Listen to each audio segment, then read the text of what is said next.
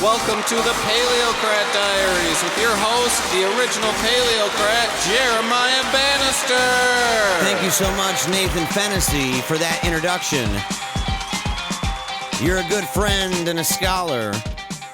Today is March 4th, 2015, and it feels so good to sit right now behind this microphone, this brand new microphone that's plugged into a brand new interface that's operating within a brand new studio high atop my brand new house in Grand Rapids, Michigan. Tons of new stuff going on.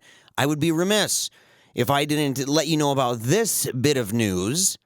Joe Elder and I have contractually signed PaleoRadio to Secular Media Group, and that means this, that PaleoRadio will now be heard exclusively on the Secular Media Network. You'll learn more about that as the premiere gets closer. But I wanted to talk today, even just for a little bit, about something that I struggle with, something that is really personal to me, that I don't talk about too often with people outside face-to-face interactions. And it's this: perfectionism. Perfectionism. I have a debilitating kind of perfectionism. The kind of perfectionism that I'm thinking right now has to do with social media, and specifically with friendships in social media. Right? Not only making new friends, but more importantly, retaining the friends that you've come to love. You know, and this is difficult because I was born before Twitter and Facebook. I'm older than these things. I'm older than Zanga, okay? I'm older than where in the world is Carmen Sandiego. That's how old I am. Almost 37. I'll be 37 this month. But I've been around for a minute. And I remember a time vividly, in fact, even as an adult, before social media, where when you wanted to get to know somebody, you had to go out. You had to meet them, or maybe write a letter. You could draft up a letter on your typewriter, if you wanted to, on your word processor.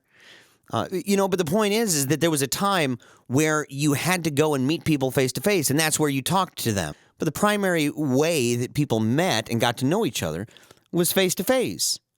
And when you would do this, you would learn very quickly about differences or disagreements, and you realize very quickly that people aren't clones, that you can go into one social circle one day and a different social circle, maybe even the same day, and they're two totally different things, two totally different groups with two totally different ideas about the world and what's right, what's wrong, what's good and bad.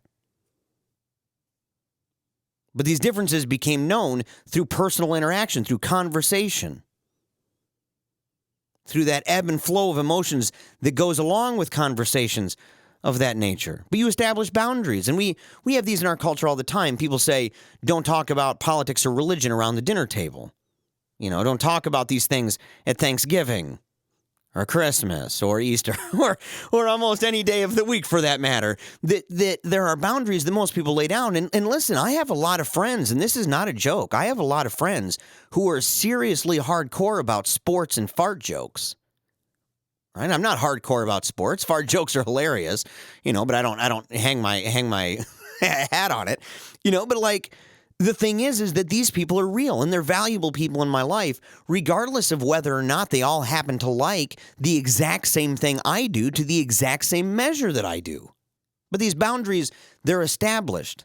And through it all, people generally don't want to offend, especially when they're face-to-face. There's this kind of discomfort that comes along with that. But people generally, they don't want to lose a friend.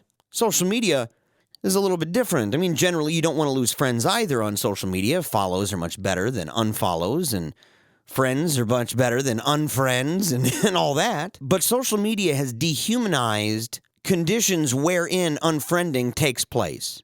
In real life, in face-to-face conversation, there are all of these checks and balances that take place in a conversation that doesn't necessarily allow it to just spiral out of control so quickly, whereas on social media, lacking all of these things. For example, the tone of your voice. Are you joking? Are you kind of being funny? Are you meaning to be rude? Right? These things are visible. They're tangible when you're face to face and in the presence of another person. Not so much when you're in social media. It's dehumanized that entire process. And there's pros and cons to being online. There's pros and cons to social media. On the one hand, you get connected. That's huge. Massive, right? A massive thing. It is a boon for so many people. And yet at the same time, right, and on the other hand, disconnection seems to be much easier too. Unfriending is a real thing. In fact, for a lot of people, it's just easy peasy lemon squeezy. No, I don't like what you're saying today. I am not your friend anymore. And it's just as easy as that. There's no back and forth. There's no tears shed in front of another person saying, listen, hear my heart. Hear how I really feel. And the truth is, I hate it.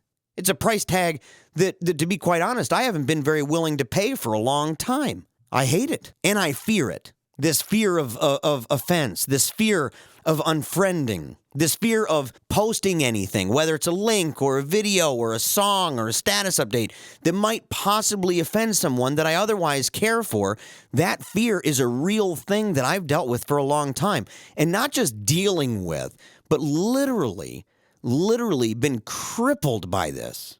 It's not an exaggeration to say that there have been times where I've started typing up a status update and I go back and rewrite it, and then go back and rewrite it again, and then erase the whole thing, try to rewrite it again, basically saying the exact same thing, maybe using a couple different words, thinking through who I might possibly offend by posting this, and then deciding for whatever reason that I'm not going to post it.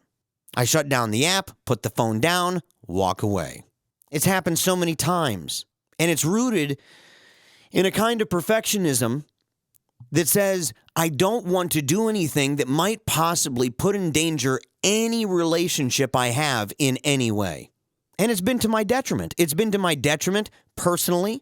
It's been to my detriment socially, professionally, financially. It's been a bust. It's anything but a boon for me. And then I stumbled upon some quotes by a woman named Brene Brown. She wrote a book called The Gifts of Imperfection. Let go of who you think you're supposed to be and embrace who you are. She said this, quote, understanding the difference between healthy striving and perfectionism is critical to laying down the shield and picking up your life. Research shows that perfectionism hampers success. In fact, it's often the path to depression, anxiety, addiction, and life paralysis. Healthy striving is self-focused, asking questions such as, how can I improve? Perfectionism is other-focused, asking questions like, what will they think? Perfectionism is a self-destructive and addictive belief system that fuels this primary thought, and it's this. If I look perfect and do everything perfectly, I can avoid or minimize the painful feelings of shame, judgment, and blame. This is exactly how I felt. So I went to micromanaging. I tried all different techniques and all different approaches to social media. I wanted, on the one hand, I wanted to mean what I say and to say what I mean. But I also wanted to retain my relationships, and I wanted to retain them just as they were. I wanted this for my family. I wanted this for my friends. I literally wanted this for anybody who was connected with me on social media that I had a real relationship with. And the truth is, as sad as this is, that's unrealistic. Worse than this, it's unfair. It's unfair to both myself and to those that I love. I know for a fact that a lion's share of all of this is self-imposed.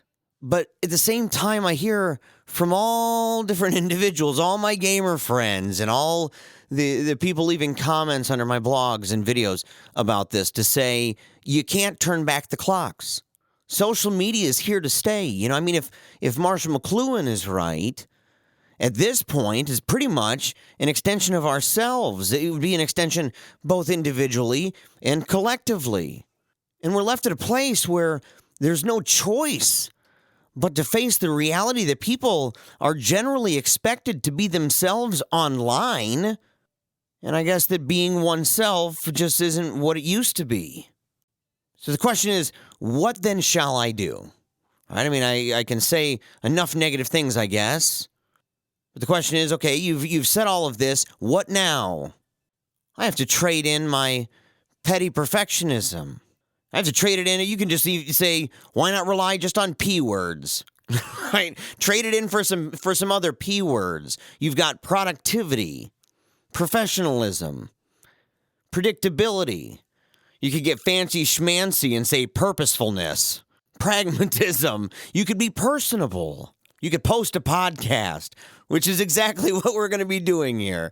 But friends and family, I hope that those listening, those friends and those members of my family that are listening to this right now, that as I go forward with what I do with PaleoRadio, with Joe Elder, with David Smalley, and all the people there at Secular Media Network, that as we do this, that you know that what I'm saying right now is spoken from the heart, and that no matter what anyone sees on social media, and as controversial as it is, I hope that you know for a fact that me, as a man, that this is what I am. And that I would be able to move forward with myself, being comfortable with this and saying, I'm okay with this. Is there going to be a fallout? I'm positive there will be a fallout. I'm positive there will be people who don't like at all what I'm doing and don't like at all what I'm saying. My hope, I guess, is this. I hope that if and when problems arise with people that I love and who love me, if and when problems arise, that they would speak to me. That we would communicate face-to-face. And if not face-to-face, because I have a lot of friends now, because of social media, I have a lot of friends outside the area.